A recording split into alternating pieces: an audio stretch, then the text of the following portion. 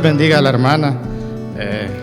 Es un privilegio estar aquí en la casa del Señor y poder compartir la palabra con ustedes. Hay una inscripción muy importante que se llama la inscripción de Priene de Asia Menor. Es del siglo I antes de Cristo. Nos ofrece un punto de partida pertinente para el uso de la palabra evangelio en el mundo grecorromano de la época de nuestro Señor Jesucristo. En esta inscripción, el emperador Augusto es aclamado como un salvador por haber puesto fin a las guerras y traído la paz al imperio. Por todas las grandes cosas que trajo su gobierno, su nacimiento es proclamado no solo como el nacimiento de un Dios, sino también como el comienzo de buenas noticias para el imperio romano. Por cierto, la palabra evangelio ahí se usa, pero él trajo la paz que ningún emperador había traído al imperio.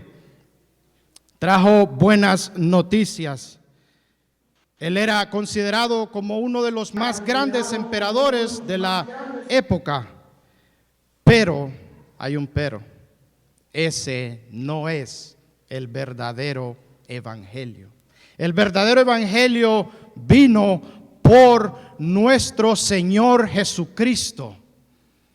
Vino a través de su obra, de su vida, de su muerte, de su resurrección. Solamente así pudo venir el verdadero evangelio. Las buenas nuevas que Augusto trajo al imperio no salvaban a nadie. No había salvación en esas buenas nuevas. Pero en las buenas nuevas que trajo nuestro amado Señor Jesucristo, ahí sí hay salvación para todo aquel que cree. Así que le voy a invitar que ore por mi vida y yo voy a orar por su vida. Incline su rostro, por favor. Señor, te damos gracias por lo bueno que tú eres. Señor, aquí estoy. Sin ti nada soy, sin ti nada puedo hacer. Te necesito, Señor. Así que pido de tu gracia, pido de tu espíritu, en el nombre de Jesucristo. Bendice a esta congregación. Amén.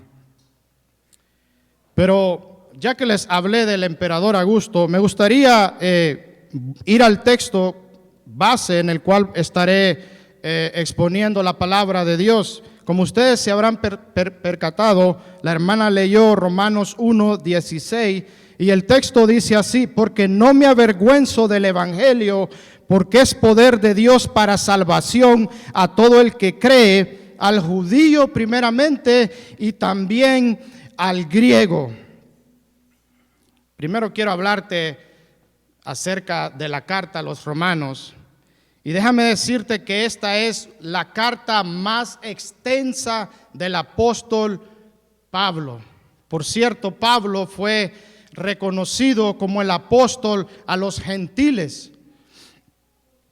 Esta carta, si la vemos desde un punto de vista teológico, probablemente es la más importante del apóstol a los gentiles.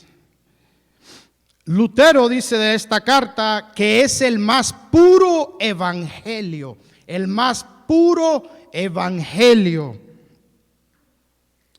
Como se habrán percatado, el autor es Pablo, el apóstol a los gentiles. Pero para el tiempo que él escribe esta carta, él todavía no había visitado Roma. Por lo menos eso nos dice Lucas en el libro de los Hechos. Y podemos ver de que es una carta muy, pero muy profunda. Muy profunda. ¿Dónde se escribe la carta? Probablemente la carta se escribe a finales del tercer viaje misionero del apóstol en la ciudad de Corinto, para el año 57 después de Cristo. Pero surge una pregunta. ¿Quién funda la iglesia de los romanos? ¿Quién funda esta congregación? Queda en el aire esa pregunta, porque entiendo de que hay partes del cristianismo donde dicen que la iglesia de Roma fue fundada por Pedro. Pero yo creo que eso se viene abajo, porque en la misma carta da testimonio de que Pablo en ninguna ocasión, ninguna vez menciona a Pedro en Romanos. Jamás lo menciona. Yo creo que si Pedro hubiera sido el fundador de la iglesia de Roma, por lo menos Pablo hubiera expresado algunas palabras hacia él.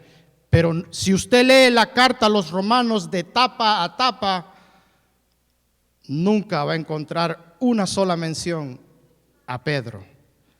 Así que es probable que su origen se encuentra en el día de Pentecostés. Probablemente, si usted ha estudiado su Biblia, se dará cuenta de que en ese día de Pentecostés habían personas de Roma, de Capadocia, de Egipto, etcétera, etcétera. Probablemente esos convertidos en ese día llevaron el evangelio a la capital del imperio romano. Pero ahora tenemos al apóstol escribiéndoles una carta. Pablo anhelaba el visitar estos hermanos. Él deseaba, y él lo expresa en el capítulo 1, que él deseaba ir con ellos y compartir un tipo de fruto. Pero quiero responder una pregunta, hermanos y hermanas. ¿Qué es el evangelio? Porque ese es el texto que nos convoca hoy. ¿Qué es el evangelio? Quiero darle una definición de lo que es el evangelio. Entiendo que a veces complicamos el evangelio. Lo hacemos tan difícil, pero tan difícil de poder alcanzarlo. Y ponemos tantas cláusulas, tantas oraciones para definir el evangelio. A veces es más difícil entrar a la iglesia que entrar al reino de los cielos. Pero la definición va así: el evangelio son las buenas de Dios de la humanidad pecadora a través de la vida, muerte y resurrección de Jesucristo. El evangelio es la vida del Señor, su muerte y su resurrección. Eso es el evangelio. Pero el evangelio no solo es, podemos decirlo, no solo es un conjunto de doctrinas. El evangelio es algo que se vive. El evangelio es un estilo de vida en el cual no hay vergüenza. Como lo dice Pablo, no me avergüenzo del evangelio. No me avergüenzo del evangelio. Quizás, póngase a pensar, Pablo le está escribiendo a la capital del imperio, a los que crucificaban. Y Pablo dice, no me avergüenzo del evangelio.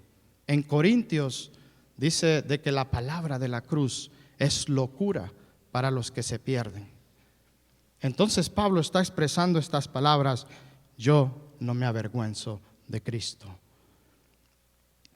En Primera de Corintios 15, 2 al 1, hay un texto que me llama la atención y dice así: además os declaro, hermanos, el evangelio que os he predicado, el cual también recibisteis, en el cual también perseveráis, por el cual asimismo, si retenéis la palabra que os he predicado, sois salvos, si no creísteis en vano. Por tanto, el evangelio es predicado, el evangelio es recibido, el evangelio se persevera en el evangelio, y el evangelio debe de ser creído. Y el evangelio no hay vergüenza. No hay vituperios por predicar. Bueno, sí hay vituperios. Déjame decirte que sí va a haber vituperios, pero no debe de causarte vergüenza el predicar a Cristo.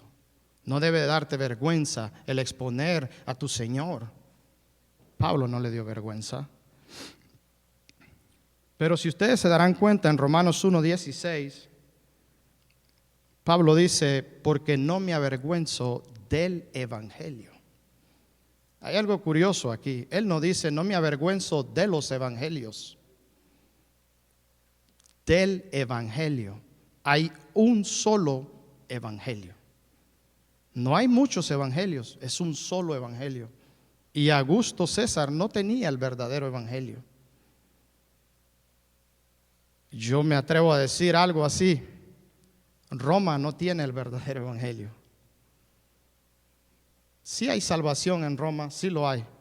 Pero el evangelio el evangelio que nosotros predicamos es un evangelio por la fe sola, sin obras de la ley, sin obras, solo por la fe. Fue un grito de los reformadores, solo fide, solo fe.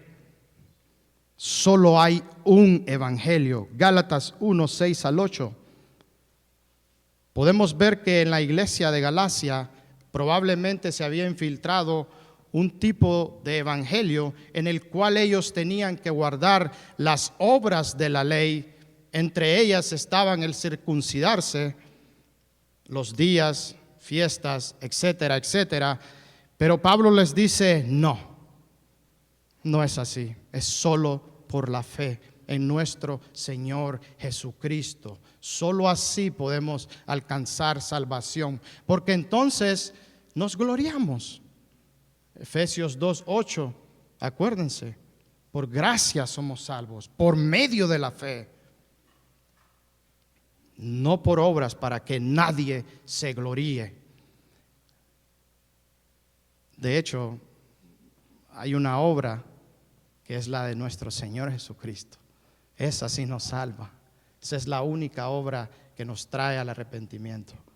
Así que dice así en Gálatas 1:6-8, estoy maravillado o estoy sorprendido de que tan pronto los hayáis alejado del que os llamó por la gracia de Cristo para seguir un evangelio diferente. No que haya otro, sino que hay algunos que os perturban y quieren pervertir el evangelio de Cristo.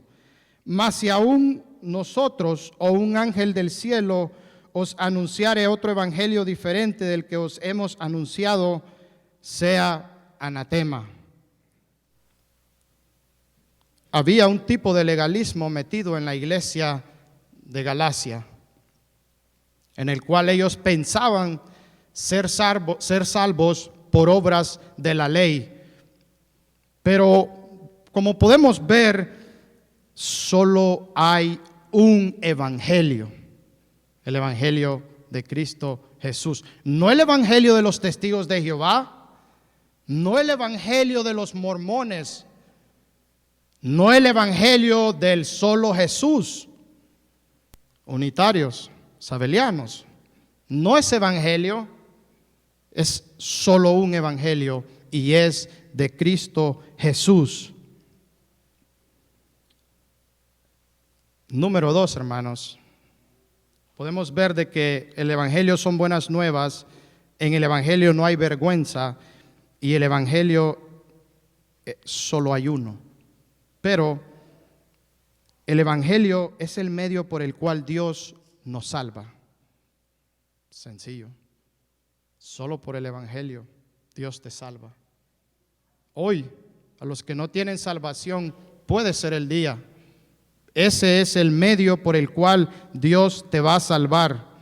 Dios no te va a salvar por otras cosas, aunque Él sí lo puede hacer, pero Dios ha establecido de que el medio de salvación es el evangelio, las buenas nuevas. Así que es el medio de salvación, el evangelio, pero como entendemos que el evangelio es el medio de salvación,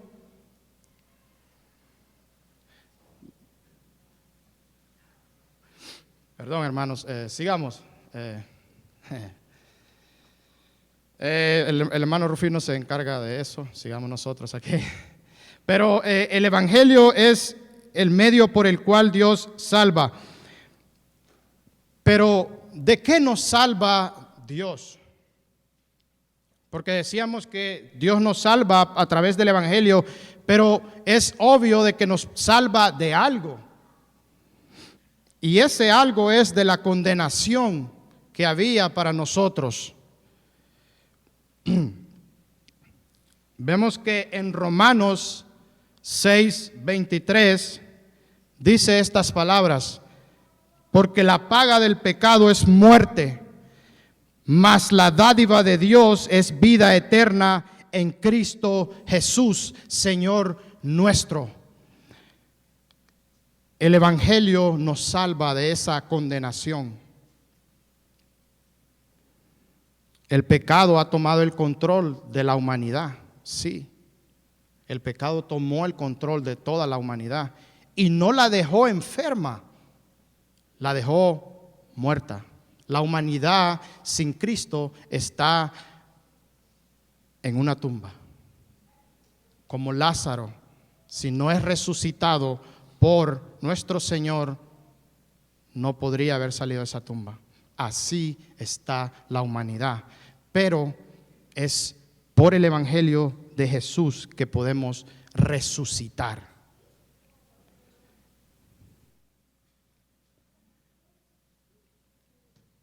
Pero el Evangelio nos salva, decimos, ¿verdad?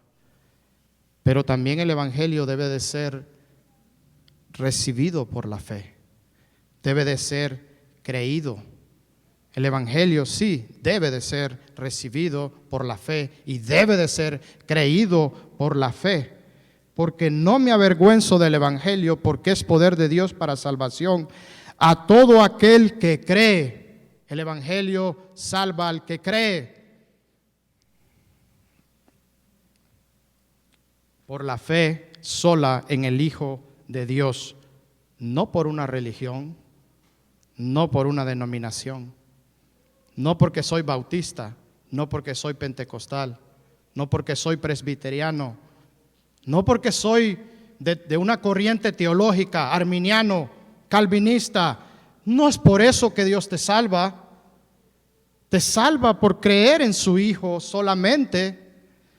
Así que si usted piensa de que Dios lo salva por venir a la iglesia, no es así. Déjame decirle que no es así. Solo por creer en su Hijo Jesucristo. Solamente así. Pero como ustedes podrán darse cuenta, dice al judío primeramente y también al griego. ¿Qué quiso decir Pablo con estas palabras? Quizás Pablo está tomando el orden que los judíos tomaban. La salvación viene de los judíos. Juan capítulo 5, cuando Jesús está hablando con la mujer samaritana, ¿se acuerdan? A los suyos vino, mas los suyos no le recibieron. Quizás Pablo está tomando ese mismo orden, primeramente al judío, pero también a nosotros. El Evangelio también es predicado para nosotros. O sea que Pablo está diciendo estas palabras: ya no importa si eres judío, si eres gentil, si eres hondureño, si eres dominicano, si eres de Estados Unidos, venezolano, si crees en Jesús, hoy tienes salvación. No importa de dónde seas, es si solo crees en Jesús. Romanos 3, 21, 22 dice esto: pero ahora, aparte de la ley, se ha manifestado la justicia de Dios, testificada por la ley y por los profetas, la justicia de Dios por medio de la fe en Jesucristo, para que todos los que creen en Él se salven, tengan salvación. Porque no hay diferencia. O sea, no hay diferencia. Si vemos que Pablo da en el versículo del capítulo 1, 16 y 17, Pablo nos habla del Evangelio y de la justicia de Dios que se le imputa al ser humano por solo creer en Jesús. Luego Pablo pasa a condenar a toda la humanidad. Gentiles, judíos están bajo maldición. Sí, no por ser judío alguien se salva. No, es por creer en Jesús que viene la salvación.